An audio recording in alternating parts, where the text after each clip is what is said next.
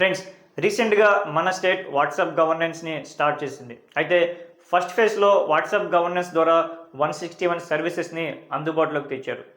ఈ WhatsApp governance ద్వారా వచ్చే ప్రాబ్లమ్స్ ఏంటి? వాట్సాప్ గవర్నెన్స్ ద్వారా మన పబ్లిక్ డేటా ఎంతవరకు సేఫ్గా ఉండబోతుంది?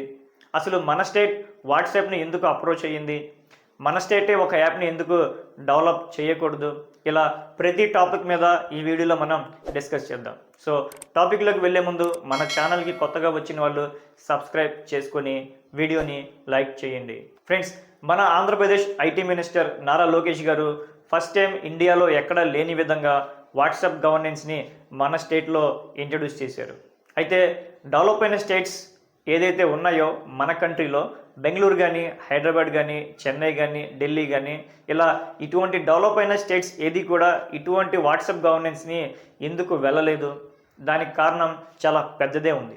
ఎందుకంటే మన స్టేట్ డేటా ఎంతవరకు సెక్యూరిటీగా ఉండబోతుంది, మన స్టేట్ డేటాని థర్డ్ పార్టీ వాళ్ళకి ఎందుకు ఇవ్వాలి అనేది చాలా పెద్ద రీజన్. వాట్సాప్ అంటే హాయ్ హలో లేదా చాటింగ్ లేదా ఇతరులతో కమ్యూనికేట్ చేయడానికి ఈజీగా ఉండడానికి మనం వాట్సాప్ని యూజ్ చేస్తూ ఉంటాం.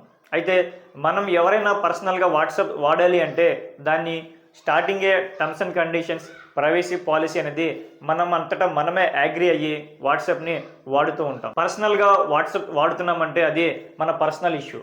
కానీ ఒక స్టేట్ డేటా అంటే స్టేట్లో ఎవరైతే పబ్లిక్ ఉన్నారో ఆ స్టేట్కి సంబంధించిన పబ్లిక్ డేటాని, అంటే వాళ్ళ ఆధార్ కానీ, పాన్ కానీ, ఇలా ఇతర డాక్యుమెంట్స్ ఏదైతే మనం ఆన్లైన్లో అంటే వాట్సాప్లో ఫిల్ చేసి వాట్సాప్కి పంపిస్తామో ఆ డేటా అంతా కూడా వాట్సాప్లో స్టోర్ అవుతుంది.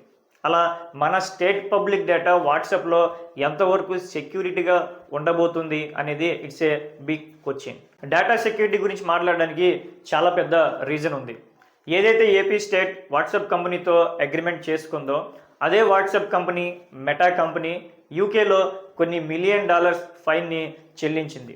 రీజన్ ఏంటంటే వాట్సాప్ కంపెనీ కానీ, ఈ ఫేస్బుక్ ఏదైతే మార్క్ జూకర్బర్గ్కి చెందిన కంపెనీస్ ఇవి పబ్లిక్ డేటాని అన్అఫీషియల్గా యూజ్ చేసుకున్నారు అని యూకే కోర్టులో ప్రూవ్ అయింది.